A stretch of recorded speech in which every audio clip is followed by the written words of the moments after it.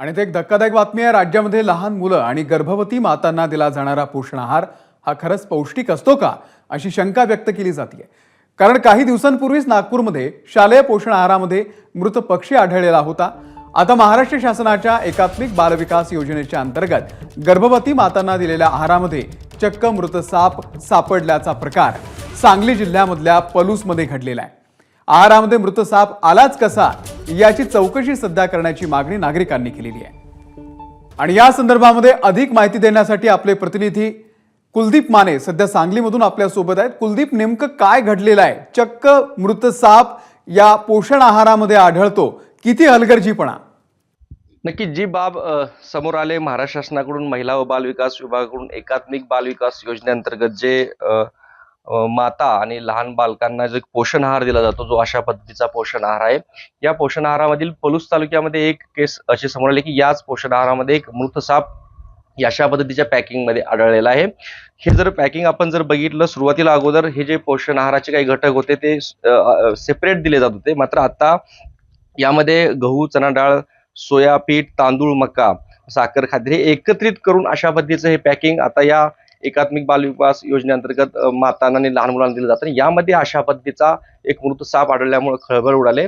शक्यता अशी आहे की हे पॅकिंग करत असताना एक साप यामध्ये गेला असावा, त्यानंतर तो मयत झाला आणि हेच पॅकिंग या ठिकाणी वितरित झालंय।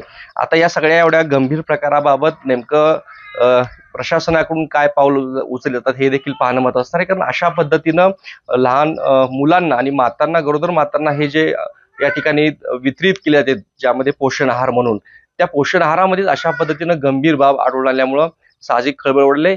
या प्रकरणामध्ये आता जो कोणी कंत्राटदार आहे, पॅकिंग करताना नेमकी काय या ठिकाणी त्रुटी राहिली आणि यामध्ये अशा पद्धतीची गंभीर बाब समोर आल्यामुळं याबाबत नेमकं प्रशासन सरकार काय पावलं उचलतं हे देखील पाहणं महत्त्वाचं असणार आहे। तर ही अशा पद्धतीची ही जी पॅकिंग आहे, या पॅकिंग मध्येच हा सगळा प्रकार समोर आल्याचं दिसून आलंय।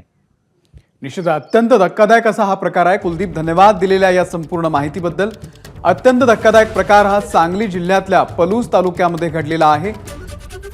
राज्यामध्ये लहान मुलं आणि गर्भवती माता यांना हा पोषण आहार दिला जातो, तो खरंच पौष्टिक असतो का? पौष्टिकपेक्षाही तो सुरक्षित असतो का हे सुद्धा पाहणं खूप महत्त्वाचं आहे। गेल्या काही दिवसातल्या ज्या घटना बघितल्या त्यावरून तरी अत्यंत धक्कादायक प्रकार सध्या महाराष्ट्रामध्ये या पोषण आहाराच्या प्रकारामध्ये घडत असल्याचं सध्या दिसून आलेलं आहे। ही दोन दृश्य आपण बघतोय। नागपूरमध्ये शालेय पोषण आहारामध्ये मृत पक्षी आढळलेला होता आणि त्यानंतर आता अशाच पद्धतीनं सांगलीमध्ये देखील मृत साप या पॅकिंगमध्ये आढळलेला आहे। त्यामुळे हा आहार सुरक्षित आहे का, पौष्टिक आहे का असा देखील सवाल विचारला जातोय, नागरिक विचारतायत। एबीपी माझा, उघडा डोळे बघा नीट।